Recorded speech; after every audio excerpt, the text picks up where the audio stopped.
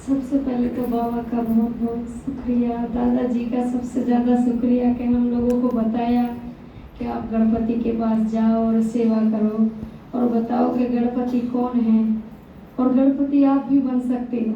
तो हम तो ऐसे लग रहा था मतलब कि अपनी तैयारी नहीं है कि किसी को देखे कि ये भी गणपति है, तो तभी तो अपन को देख के ही बने। लेकिन कोशिश करें जिस आप दादाजी ने बोला है, कोशिश करें कि उसमें 2-4 बातें लेके उन तक पहुंचाएं। लेकिन वहाँ गए जहाँ सुनाने के लिए और बोले भैया हमको सुनाने दो, तो नहीं, अज्ञान होने के बाद अपन वैसे डरते हैं कि ये क्या पता मौका दे कि नहीं दे। ये अपने सत्संग में हम लोगों को मौका दे के, लेकिन उन लोगों को बहुत अच्छा से मतलब दिया कि हाँ बैठो, और सबसे आगे गणपति के सामने मतलब बैठा देते हम दोनों की कुर्सी डाल के कि तुम सबसे पहले तुम दोनों ही बोल लो क्या बोलोगे।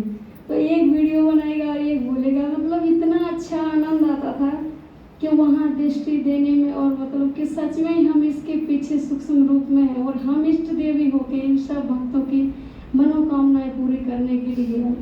और बहुत अच्छा मतलब दादाजी का इतना इतना थैंक्स है, बहुत ज़्यादा दिल से। और जो भी वहाँ सुनाया, तो जैसे दीदी और दादाजी कहते कि ये अनजान है, इनको कोई चीज़ का पता नहीं। तो मेरी तो कोई तैयारी नहीं थी कि गणपति के बारे में क्या बोलना है। दादाजी ने इतनी उमंग भर दी थी कि नहीं ये आपके भक्त हैं, आपको सुनाना है और आपको संतुष्ट करके आना है इनको। तो जब सुनाते थे तो इतने ध्यान से वो लोग सुनते थे। अब ये नहीं हमको पता उस टाइम से कि हमने क्या सुनाया है कि नहीं, लेकिन मतलब उनने बहुत अच्छे ध्यान से सुना है। हम लोगों का बहुत स्वागत भी किया, मतलब कि आप आगे बैठो। देखो एक अनजाने में जो अपने यहाँ जो चीज़ इज्जत मिलती है जो अज्ञानी में नहीं, लेकिन उन्होंने बहुत अच्छे से सम्मान किया और बहुत अच्छे से उन लोगों ने सुना भी है। और प्रदीप भाई तो मतलब मीडिया वाले थे, जहाँ बड़े बड़े साधु महात्मा थे। प्रदीप ने सोचता था हम बहुत सारे जगह इनको संदेश दे के जाएँ, तो कई जगह तो ऐसा होता था कि मतलब वो अपने जगह हम लोगों को चांस नहीं देते थे।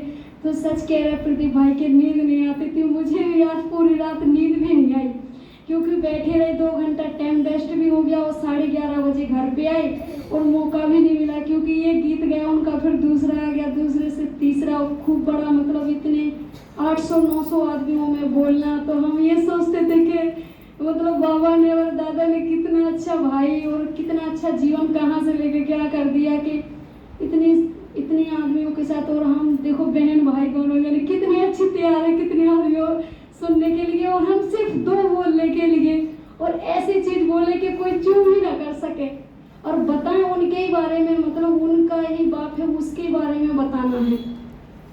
प्रदीप भाई इतने अच्छे से सुनाते थे कि शायद हमको ये लगता था कभी कोई कुछ बोल ना दे।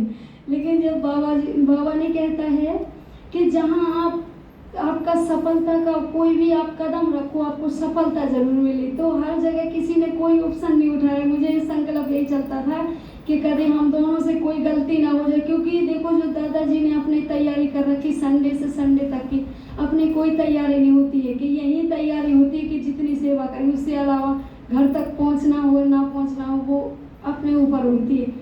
तो प्रदीप भाई बहुत अच्छे ध्यान से सुनाते थे, और कई चीजें तो हम लोग ऐसे भी सीखते थे जो प्रदीप ने सुनाया उसमें से 2-4 पॉइंट हम भी ले लेते थे कि ये हम अगले जगह सुनाएंगे, और ये हमसे मतलब ऐसे ऐसे करके सेवा करेंगे। क्योंकि इतनी मतलब गणपति के बारे में पता तो है कि वो विघ्न विनाशक है, लेकिन ये बताया उनको कि विघ्न कैसे हर सकते हैं। अभी आपने गणपति की कर लिया, अगली बार नवरात्रि की करोगे, उसके बाद और किसी की करोगे, लेकिन इसका मतलब तो आपके विघ्न नहीं हरे। विघ्न तो जब ही हरेंगे जब एक की खत्म हो। जैसे अपन को ओम शांति मिल गई, शांति का मतलब शांति मिल गई तो सब कुछ मिल गया, तो इसका मतलब एक ही स्थान हो गया, सब कुछ हो गया खत्म। मतलब जो आने जाने चीज है कि मुझे ये धन चाहिए या कोई संपत्ति चाहिए या पुत्र चाहिए या कोई भी चीज, शांति में सब कुछ आ गया। ऐसी चीजें उनको बताते थे तो बड़ा आनंद आता था उनको सुनने में कि बात तो ये सही करें। फिर लड्डू के बारे में बताते थे, कमल के बारे में बताते, फरसा के बारे में बताते थे, सूढ़ के बारे में बताते थे। कई चीज़ें तो मुझे भी बहुत सी सीखने के लिए मिली। प्रदीप भाई के साथ साथ रहते थे, और जैसे दादाजी के साथ रहते थे तो दादाजी के साथ, लेकिन अब प्रदीप भाई के साथ रहते तो मुझे दादा की इतनी याद भी नहीं आती, मतलब महसूस भी नहीं होने दिया कि चलो, मतलब प्रदीप भाई बोलते थे दादाजी से पूछना, दादाजी को ये चीज़ सुनाते थे कि दादाजी 8:30 बजे आए हैं हम लोग, 9:30 बजे या 10 बजे जा रहे हैं। 3-4 जगह बोले, 2 जगह हम बोले, 2 जगह प्रदीप भाई, और कम से कम 200-300 की संख्या से ज़्यादा जगह हम लोग बोले हैं। तो दादाजी इतने खुश होते थे, इतने खुश होते थे कि शायद आज के समय में कोई धन देने के बाद भी इतना खुश नहीं होगा जितना दादाजी अपने परमात्मा का परिचय उनके बच्चों तक पहुंचने में इतने संतुष्ट होते थे। देखो जैसे दादाजी ने कहते हैं किसी को क्या चाहिए वो चीज़ आप सोचो, आप परखो क्या चाहिए, तो दादाजी को चाहिए परमात्मा का सभी के तक संदेश पहुँचे, और अपने अंदर इतनी देर शक्ति होना चाहिए कि जो जिस आत्मा को चाहिए वो अपन शक्तियाँ उन तक पहुँचा सके, तो अपन सफलता मूर्त बनेगी। ओम शांति।